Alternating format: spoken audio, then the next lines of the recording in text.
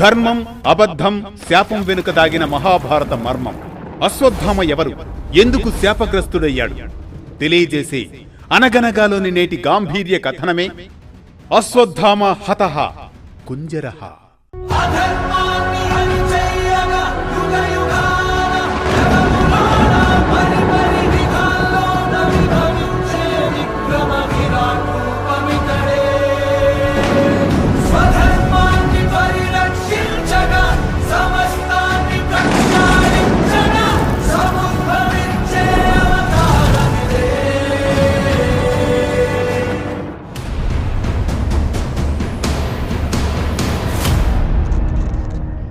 అనగనగా అది మహాభారత యుద్ధంలోని సమయం. మహాభారత యుద్ధం అనే మహాసంగ్రామంలో అత్యంత కీలకమైన శక్తిమంతుడు అశ్వత్థామ. పాండవులకు, కౌరవులకు గురువైన ద్రోణాచార్య, కృపీ దంపతులకు పుత్రుడే అశ్వత్థామ. ద్రోణుడి తపస్సుకు మెచ్చి శివుడి వరం వల్ల అతడు నుదుటిపై మణితో జన్మిస్తాడు. ఆ మణి ప్రభావం కారణంగా ఇతర మానవులతో పోలిస్తే ఆకలి దప్పుల నుంచి రక్షణ తనకు తానే పొందగలడు. మానవాతీత శక్తులతో అద్భుతమైన ధనుర్విద్యా నైపుణ్యంతో ప్రసిద్ధి చెందాడు. అంతేకాదు, అశ్వత్థామ సప్త చిరంజీవులైన వారిలో ఒకరు. ఇక అశ్వత్థామతో పాటు మరో 6 వరుసగా బలిచక్రవర్తి, వ్యాస మహర్షి, హనుమంతుడు, విభీషణుడు, కృపాచార్యుడు, పరశురాముడు. ఇక అర్జునుడితో సమానంగా ధనుర్విద్యలో నైపుణ్యం సాధిస్తాడు అశ్వత్థామ. ఎదుటివారి ముఖస్థుతికి లొంగిపోయే గుణం కలిగినవాడు అశ్వత్థామ. అశ్వత్థామ తన తండ్రి ద్రోణుడి ప్రభావంతో కౌరవుల పక్షాన నిలుస్తాడు. ధైర్యవంతుడు, ఆత్మగౌరవం ఎక్కువ. కానీ భావోద్వేగాలకు లోనయ్యే స్వభావం కూడా అతనిలో ప్రబలంగా ఉండేది.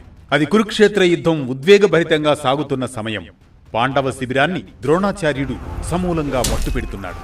ఆయన్ని అప్రమత్తంగా ఓడించడం అసాధ్యం. అందుకే శ్రీకృష్ణుడు ధర్మ పరిరక్షణ కోసం ఒక వ్యూహాన్ని పన్నుతాడు.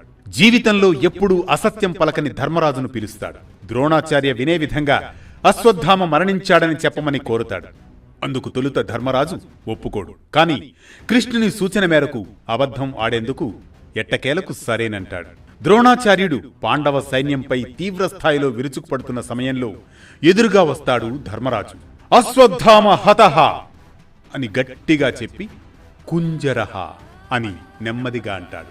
తన కుమారుడు మరణించాడన్న భావనతో ద్రోణాచార్యుడు అస్త్ర సన్యాసం చేస్తాడు. ఆ అవకాశాన్ని అందుకున్న దృష్టద్యుమ్నుడు అతనిని సంహరిస్తాడు. ఈ సంఘటనే అశ్వత్థామ జీవితాన్ని పూర్తిగా మార్చివేసింది. తండ్రి మరణం, కౌరవుల వినాశనం చూసి అశ్వత్థామ తీవ్ర ఆగ్రహంతో మండిపోతాడు.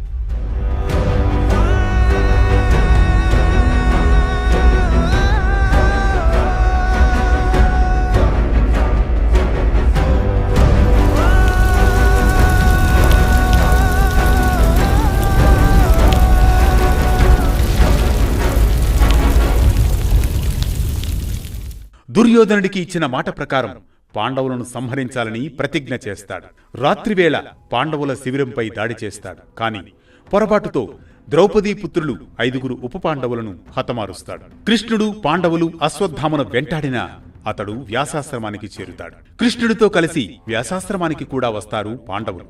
వారిని చూసిన అశ్వత్థామ క్రౌర్యంతో రగిలిపోతాడు. కోపంతో విచక్షణ కోల్పోయి తన తండ్రి అనుగ్రహించిన బ్రహ్మ శిరోనామకాస్త్రాన్ని అపాండవీయం అవుగాక అని ప్రయోగిస్తాడు. ఆ అస్త్ర శక్తి వల్ల భూమి మీద ఉన్న పాండవులు, వారి సంతతి మొత్తం నాశనమయ్యే ప్రమాదం ఉంది. కాని దాన్ని అడ్డుకోమని అర్జునుణ్ణి ఆదేశిస్తాడు శ్రీకృష్ణుడు. బ్రహ్మ శిరోనామకాస్త్రాన్ని అడ్డుకోవాలంటే అదే అస్త్రాన్ని ప్రతిగా ప్రయోగించాలి. అర్జునుడి తపోశక్తి వల్ల అప్పటికే ఆ అస్త్రాన్ని పొంది ఉండడంతో పాండవులకు క్షేమం చేకూరుగాక అని మరోవైపు నుంచి అస్త్రాన్ని ప్రయోగిస్తాడు అర్జునుడు. ఇలా 2 బ్రహ్మ శిరోనామకాస్త్రాలు ఢీకొంటే ఇక సృష్టి ప్రళయమే. భూమండలమంతా సర్వనాశనమైపోతుంది. వెంటనే ఈ ఉపద్రవాన్ని ముందుగానే గ్రహించిన వ్యాస మహర్షి, నారదుడు పరుగున చేరుకుంటారు. ఆ అస్త్రాన్ని ఉపసంహరించుకోవాల్సిందిగా అర్జునుణ్ణి కోరుతారు. పెద్దల సూచన మేరకు అర్జునుడు తన అస్త్రాన్ని వెనక్కు తీసుకుంటాడు. మరి అశ్వత్థామ ప్రయోగించిన అస్త్రం మాటేమిటి గురువర్య అని వ్యాసుణ్ణి అర్జునుడు ప్రశ్నిస్తాడు. అస్త్రాన్ని ఉపసంహరించు, పాండవులు నిన్ను ఏమీ చేయరు అని అశ్వత్థామకు వ్యాసుడు సూచిస్తాడు. వ్యాసుడి మాటకు గౌరవం ఇస్తున్నట్లుగా నటిస్తూనే పాండవేయ రాగగర్భాలు నశించుగాక అని అతడు తన అస్త్రాన్ని దిశ మారుస్తాడు.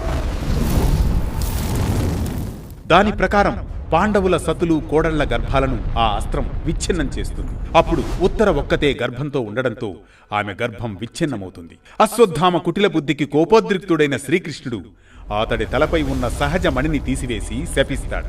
ఒంటి నుంచి రక్తం కారుతూ దుర్గంధంతో ఆహారం దొరక్క మండిపోతున్న శరీరంతో ఈ భూమి మీదే తిరుగు అని శపిస్తాడు శ్రీకృష్ణుడు. బ్రహ్మ శిరోనామకాస్త్ర ప్రయోగం వల్ల ఉత్తర గర్భంలో మరణించిన శిశువును శ్రీకృష్ణుడు తన యోగమాయతో ప్రాణం పోసి బతికిస్తాడు. ఆ బిడ్డ జన్మించిన మరుక్షణం ప్రతి ఒక్కరిని పరీక్షగా చూస్తూ ఉండడంతో అతడికి పరీక్షిత్ అని నామకరణం చేస్తారు.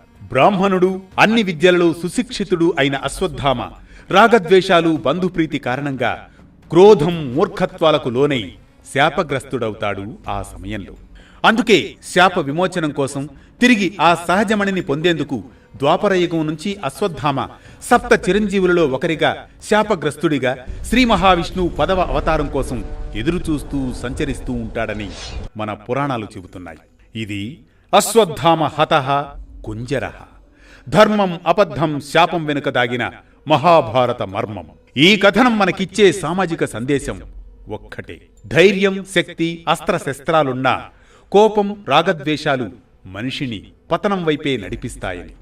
శివ వరప్రసాదంతో జన్మించిన మహారుషి పుత్రుడైనా, అపార శక్తులు కలవాడైనా భావోద్వేగాలను అదుపు చేయలేకపోవడం వల్ల చిరంజీవిగా ఉన్నా శాపానికి గురయ్యాడని. ప్రతినిత్యం ఓ పురాణ కథనం, సూటిగా, స్ఫూర్తిమంతంగా, సామాజిక సందేశంగా, ధర్మం చెప్పే కథల సవ్వడి, జ్ఞానం చెలరేగే కథన ఒరవడి. అనగనగా అంటూ మళ్లీ రేపు పలకరిస్తుంది ఆరుబయట వెన్నెల్లో జోకొట్టే కథల్లా వేటూ న్యూస్.